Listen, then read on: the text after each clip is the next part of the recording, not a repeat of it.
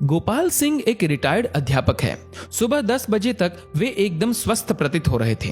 शाम के 7 बजते बजते तेज बुखार के साथ साथ वे सारे लक्षण दिखाई देने लगे जो एक कोरोना पॉजिटिव मरीज के अंदर दिखाई देते हैं।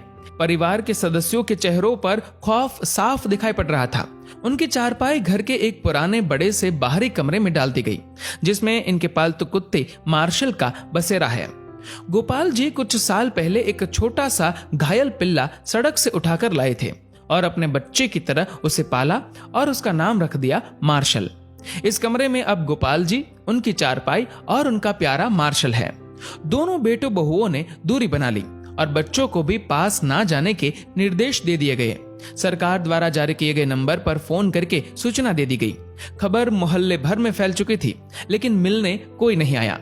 साड़ी के पल्ले से मुंह लपेटे हुए, हाथ में छड़ी लिए पड़ोस की कोई एक बूढ़ी अम्मा आई और गोपाल जी की पत्नी से बोली, अरे कोई इसके पास दूर से खाना ही सरका दो, वे अस्पताल वाले तो इसे भूखा ही ले जाएंगे उठा के। अब प्रश्न ये था कि उनको खाना देने के लिए कौन जाए। बहुओं ने खाना अपनी सास को पकड़ा दिया।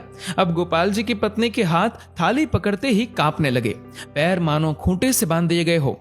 इतना देखकर वह पड़ोसन बोली, अरे तेरा तो पति है, तू भी किन ख्यालों में पड़ी है? मुंह बांध के चली जा और दूर से थाली सरका दे, वो अपने आप उठाकर खा लेगा। सारा वार्तालाप गोपाल जी चुपचाप सुन रहे थे।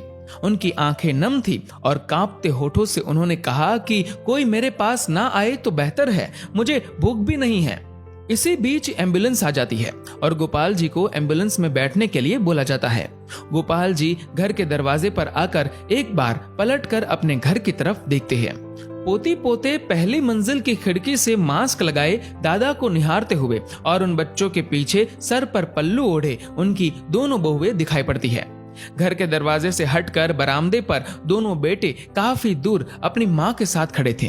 विचारों का तूफान गोपाल जी के अंदर उमड़ रहा था। उनकी पोती ने उनकी तरफ हाथ हिलाते हुए टाटा एवं बाय बाय कहा।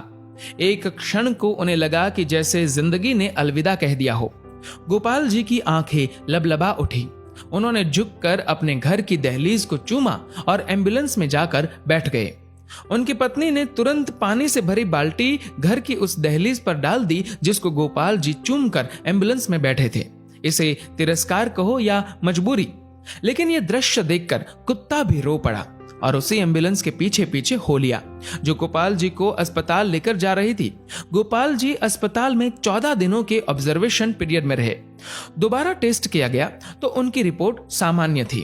उन्हें पूर्णतः स्वस्थ घोषित करके छुट्टी दे दी गई।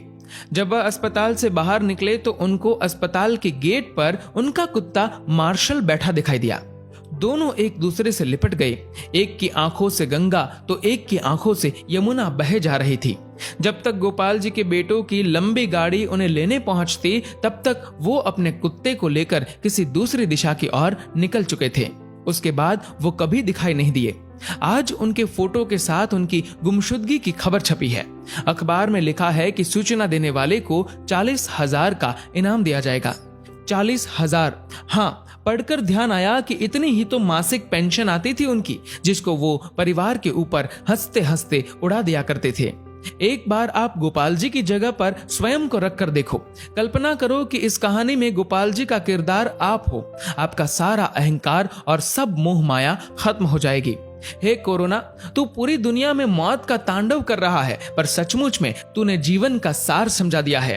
तेरे लिए अमीर गरीब, छोटा बड़ा, स्त्री पुरुष, राजा रंक कोई भेदभाव नहीं, सब एक समान है। इसीलिए मैं आपसे निवेदन करता हूँ कि कुछ पुण्य कर्म कर लिया कीजिए। जीवन में कुछ नहीं है, कोई अपना नहीं है। जब तक स्वार्थ है तभी तक आपके सब है। जीवन एक सफर है, मौत उसकी मंजिल है। मोक्ष का द्वार कर्म है, यही सत्य है।